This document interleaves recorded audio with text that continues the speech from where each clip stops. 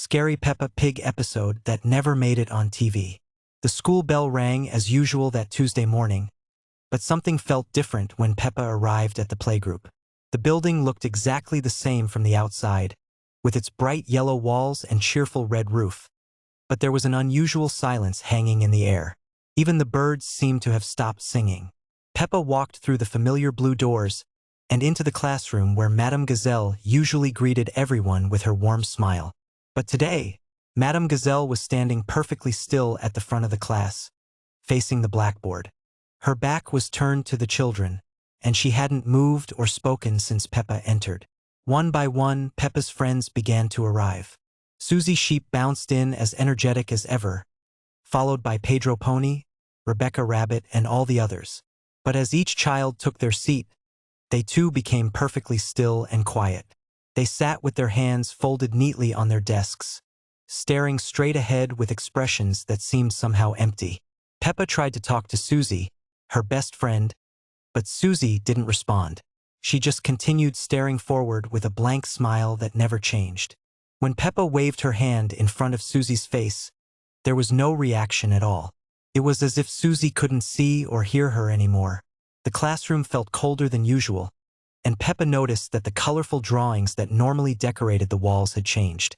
The happy pictures of families and sunny days had been replaced by strange, dark sketches that seemed to move slightly when she wasn't looking directly at them. The alphabet letters above the blackboard appeared to be rearranging themselves into words she couldn't quite read. Madame Gazelle finally turned around, but her usual kind expression had been replaced by something mechanical and distant. Her eyes seemed to look right through Peppa as if she wasn't there at all. When she spoke, her voice sounded like it was coming from very far away, echoing strangely in the small classroom. She began the day's lesson, but instead of teaching about numbers or letters, she started talking about a special game that all the children would play. It was a game about staying perfectly still and quiet forever, about never moving or speaking again. The other children nodded in unison, their movements synchronized like clockwork dolls. Peppa felt a chill run down her spine as she realized she was the only one who seemed to remember how things used to be. She tried to stand up and leave, but found that her chair seemed to be holding her in place. The more she struggled, the heavier her body felt, as if invisible weights were being attached to her arms and legs. The windows of the classroom began to darken, even though it was still morning outside. The cheerful yellow walls started to fade to a sickly gray color, and the temperature continued to drop. Peppa could see her breath forming small clouds in the increasingly cold air. Madame Gazelle continued her lesson about the special game, explaining that once you learned to play it properly, you would never want to play anything else ever again. She said it was the most important lesson any child could learn, and that soon Peppa would understand why all her friends had chosen to play it. The other children began to turn their heads toward Peppa in perfect unison, their movements slow and deliberate. Their faces still wore those same empty smiles, but their eyes had become completely white, with no pupils or color remaining. They all spoke at the same time, their voices blending into one eerie chorus, inviting Peppa to join their special game. Peppa tried to call out for help, but her voice seemed to be getting weaker and weaker. The classroom felt like it was getting bigger and bigger, with the walls stretching away from her until her friends looked like tiny figures in the distance. Yet somehow, their white eyes remained clearly visible, always watching her. The clock on the wall had stopped ticking, its hands frozen at exactly 12 o'clock. But Peppa couldn't tell if it was noon or midnight anymore, because the darkness outside the windows had become complete. There were no streetlights, no cars, no signs of life anywhere beyond the classroom walls. Madame Gazelle approached Peppa's desk with that same mechanical smile, carrying a piece of chalk that seemed to glow with an unnatural light. She began writing something on Peppa's desk, symbols and letters that hurt to look at directly. As she wrote, Peppa felt her own thoughts becoming quieter and more distant. The special game was beginning to make sense now. It was about letting go of everything that made you who you were, about becoming part of something larger and more peaceful. Peppa's friends had already learned this lesson, and now they were waiting patiently for her to join them in their eternal stillness. As the chalk finished writing on her desk, Peppa felt her body beginning to relax. The struggle to move and speak was becoming less important. The cold air felt comfortable now, and the silence seemed welcoming rather than frightening. Her friend's white eyes no longer looked scary, but rather like beacons guiding her toward understanding. In the final moments before the lesson was complete, Peppa realized that this wasn't really a classroom anymore, and these weren't really her friends. But somehow that didn't matter. What mattered was that soon she would be just like them, perfectly still and perfectly quiet, playing the special game that never ends. The last thing Peppa remembered was the sound of chalk writing her name on the blackboard, adding it to a long list of other names that had been written there before. And then, like all the others, she learned to sit perfectly still and smile that same empty smile, waiting for the next child to arrive and learn about the special game that everyone must eventually play. Scary Peppa Pig episode that never made it on TV. It was a quiet evening at the Pig family house when Peppa and George discovered something strange in their bedroom. The toys they had left scattered on the floor were now arranged in a perfect circle, all facing the center where their favorite teddy bear sat motionless. Peppa thought it was odd, but George just giggled and ran to play with his dinosaur. That night, as the family slept peacefully, the toys began to move on their own. The teddy bear's button eyes started glowing with an eerie red light, and it slowly turned its head toward the sleeping children. One by one, the other toys joined in, creating a silent parade around the room. The toy car rolled without being pushed, and the wooden blocks spelled out words that no child should ever read. When morning came, Peppa woke up to find all her toys staring directly at her bed. Their usual cheerful expressions had changed into something much more sinister. The teddy bear's smile had become a twisted grin, showing tiny sharp teeth that definitely weren't there before. George's dinosaur toy had grown real claws, and its plastic eyes had turned completely black. Peppa tried to tell Mummy and Daddy Pig about the strange behavior of their toys, but every time she spoke, the toys would return to their normal positions. Her parents thought she was just having bad dreams. But Peppa knew something was terribly wrong when she noticed that the toys were following her with their eyes wherever she went in the house. During breakfast, the family sat around their usual table in the bright yellow kitchen. Everything seemed normal until Peppa looked down at her plate and saw that her food had arranged itself into the same circle pattern as the toys. George started crying when his juice box began pouring itself, creating strange symbols on the table. The house began to change around them. The cheerful yellow walls started to fade to a sickly green color, and the windows showed not the sunny garden outside, but a dark forest filled with twisted trees and glowing eyes. The family portraits on the walls began to move, showing the pig family with increasingly frightened expressions. As the day progressed, more toys from around the house joined the strange gathering. Old dolls with cracked faces and stuffed animals with patches of fur missing all assembled in the growing circle. The toys began to whisper among themselves in voices too quiet for human ears, but Peppa could somehow understand every word. That evening, the toys made their final move. They surrounded the entire family in the living room, their eyes glowing brighter than ever before. The teddy bear stepped forward and spoke in a voice that sounded like rustling leaves, explaining that they needed the family's help to return to the world of the living. But just as the situation seemed hopeless, Peppa remembered something her grandmother had told her about the power of love and imagination. She closed her eyes tightly and began to think of all the happy times she had shared with her toys, all the adventures they had been on together. Slowly, the toys began to remember too. Their angry expressions softened as they recalled the gentle hands that had played with them and the comfort they had provided during scary nights. The red glow in their eyes faded, replaced by the warm light of cherished memories, and everything returned to normal. Scary Peppa Pig episode that never made it on TV. It was a perfectly ordinary Tuesday morning when Peppa and George woke up in their bedroom. The sun was shining through the window, and everything appeared normal. Peppa stretched and yawned, looking over at George, who was still sleeping peacefully in the bottom bunk. But something felt different today. As Peppa climbed down from her bed, she noticed that her reflection in the bedroom mirror seemed to move just a fraction of a second after she did. She stopped and stared at the mirror, but her reflection appeared perfectly normal now. George stirred and opened his eyes, but when he looked at Peppa, His usual cheerful expression was replaced by something else entirely. George's eyes had changed. They were still the same size and shape, but they seemed darker somehow, as if shadows had crept into them during the night. When he smiled at Peppa, his grin stretched just a little too wide, revealing teeth that seemed sharper than they should be. Downstairs, Mummy Pig was preparing breakfast in the kitchen. Her back was turned to the children as they entered, and she was humming a tune that Peppa had never heard before. The melody was strange and unsettling. When Mummy Pig turned around, her smile was as warm as always, but her eyes had the same dark quality that Peppa had noticed in George. Daddy Pig was reading his newspaper at the breakfast table, but the pages were completely blank. He turned each empty page with great interest, occasionally chuckling at invisible jokes.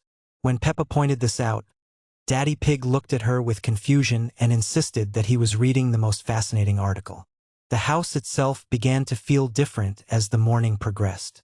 Rooms seemed to be in slightly different places than they were the day before. The hallway appeared longer, and doors that Peppa was certain led to familiar rooms now opened onto spaces she had never seen before. One door revealed a room filled entirely with mirrors, each one showing a slightly different version of whoever looked into them. By afternoon, more friends had arrived to play, but they too had changed. Susie Sheepswool had turned a shade of gray that seemed to absorb light rather than reflect it. The playground where they usually played had transformed overnight. The swings moved by themselves in the still air, creaking with a rhythm that sounded almost like whispered words. As evening approached, the changes became more pronounced. The sun set in the wrong direction, casting shadows that fell upward instead of down. The familiar yellow house on the hill had developed extra windows that glowed with an inner light. When bedtime arrived, Peppa and George climbed into their beds as usual, but sleep would not come easily. The house creaked and settled around them, but the sounds were different now, more deliberate. The last thing Peppa remembered before finally drifting off to sleep was the sound of footsteps in the hallway outside their room. These weren't the familiar footsteps of Mummy or Daddy Pig. These steps were lighter, more numerous, as if many small feet were walking back and forth throughout the night. Scary Peppa Pig episode that never made it on TV. It was a perfectly ordinary Tuesday when Peppa discovered the old music box in Grandpa Pig's attic. The tiny ballerina inside spun slowly to a melody that seemed strangely familiar, yet wrong somehow. When Peppa wound it up, the tune played backwards, and the ballerina's painted smile looked more like a grimace. That night, Peppa heard the music box playing by itself downstairs. She crept down to find it sitting on the kitchen table, though she was certain she had left it in her room. The ballerina was spinning faster now, and with each turn, the house seemed to change slightly. The family photos on the walls showed different faces, still the pig family, but their expressions were cold and distant. George woke up crying, but when Peppa went to comfort him, she found his room completely empty. Not just George was gone, his bed, his toys, even the wallpaper had changed to a pattern she didn't recognize.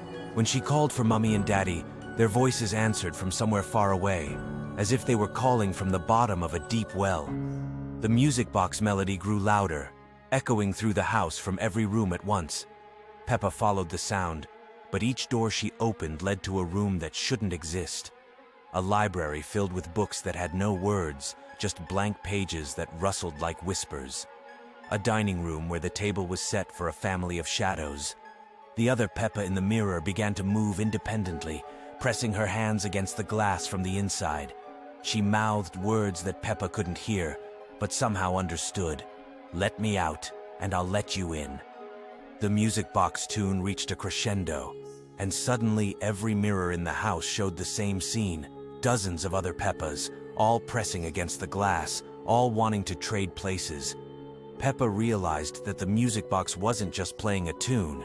It was playing with reality itself. Each note rearranged something in the house, something in her world.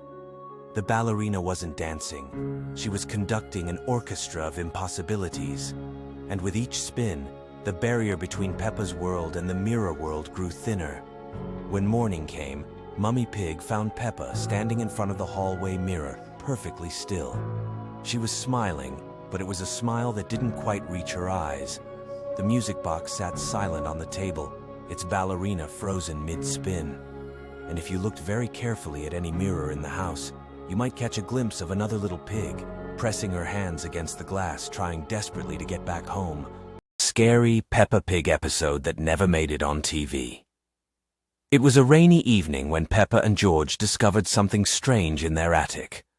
While playing hide-and-seek, George found an old wooden box covered in cobwebs. When they opened it together, they found old family photographs that looked exactly like theirs, but something was terribly wrong. In these photographs, their family looked the same, but their eyes were completely black, like empty holes. The house looked identical to theirs, but the windows were boarded up and the garden was dead. Most disturbing of all, there was an extra family member in every photo. A tall, thin figure standing behind them with a wide, unnatural smile. Peppa tried to show the photographs to Mummy Pig, but when she looked at them, they appeared completely normal. The same happened with Daddy Pig. Only Peppa and George could see the dark eyes and the mysterious figure lurking in the background. That night, Peppa heard strange scratching sounds coming from inside the walls. She woke George, and together they followed the sounds through the house. The scratching led them to the living room, where they discovered that all the family portraits on the walls had changed. Their faces in the pictures now had the same black, empty eyes. The scratching grew louder and seemed to be coming from behind the largest family portrait above the fireplace. As they watched in horror, the frame began to bulge outward. The glass cracked with a sharp sound that echoed through the silent house. Suddenly, a long, pale hand emerged from the portrait, followed by the tall figure from the photographs. It moved in jerky, unnatural motions, like a broken puppet. Its smile was impossibly wide, and its black eyes seemed to absorb all the light in the room. The figure spoke in a voice that sounded like their own voices mixed together. It told them that it had been waiting in the photographs for so long, watching their family, and now it wanted to take their place. Every night, it would replace one family member in the photographs, and eventually, it would replace them in real life too. Peppa grabbed George's hand, and they ran upstairs, but when they reached their bedroom, they found that all their toys had changed. Their teddy bears now had the same black eyes, and their blocks had formed strange patterns on the floor that filled them with dread. The figure appeared in their doorway, its smile even wider than before. It began to change shape, sometimes looking like Mummy Pig, sometimes like Daddy Pig, but always with those terrible black eyes. It told them that soon, everyone would have black eyes. As the figure reached toward them, Peppa noticed that their own reflections in the bedroom mirror were beginning to change. Their eyes were slowly turning dark. The figure laughed and told them that soon they would join the family in the photographs, trapped forever behind the glass. Scary Peppa Pig episode that never made it on TV. It was a quiet evening at the Pig family house when Peppa noticed something strange about her reflection in the bathroom mirror. The reflection smiled back at her, but Peppa wasn't smiling. She blinked, and for a moment the reflection didn't blink back. George was playing with his toy dinosaur in the living room when he heard whispers coming from the walls. The whispers spoke in a language he couldn't understand, but somehow he knew they were calling his name. Mummy Pig was preparing dinner in the kitchen when all the family photos on the wall began to change. In each picture, the family's smiles became wider and wider, stretching beyond what should be possible. Their eyes grew darker, like empty holes staring back at her. Daddy Pig was reading his newspaper in his favorite chair when the words on the pages started rearranging themselves, spelling out messages that made no sense, yet filled him with inexplicable dread. That night, Peppa couldn't sleep. Every time she closed her eyes, she could hear footsteps in the hallway. But when she looked, no one was there. The footsteps were small, like a child's, but they moved in a rhythm that didn't match any normal walking pattern. George's room was across the hall, and she could see his door was slightly open. Through the crack, she glimpsed something moving in the darkness that was too tall to be George. The next morning, the family gathered for breakfast, but something was wrong with their shadows. While they sat at the table eating, their shadows on the wall were standing up, moving independently, reaching toward each other with elongated arms. Peppa tried to tell her parents, but when she spoke, her voice came out as someone else's whisper. At playgroup, Susie Sheep noticed that Peppa's eyes had changed color overnight. They were still brown, but there was something else behind them, something that watched and waited. During playtime, all the toys in the room began moving on their own, arranging themselves in perfect circles around the children. The teacher, Madame Gazelle, smiled her usual smile, but her reflection in the window showed something entirely different. When the family returned home that evening, they found that their house had gained an extra room. A door that had never been there before stood at the end of the upstairs hallway. Behind the door, they could hear the sound of children playing, but the voices didn't belong to Peppa or George. The voices belonged to children who sounded exactly like them, but spoke words they had never said. As night fell, the pig family realized they were no longer alone in their house. There were others now, others who looked just like them, but weren't quite right. These others lived in the mirrors, in the shadows, in the spaces between the walls. And slowly, very slowly, they were beginning to take over, one reflection at a time.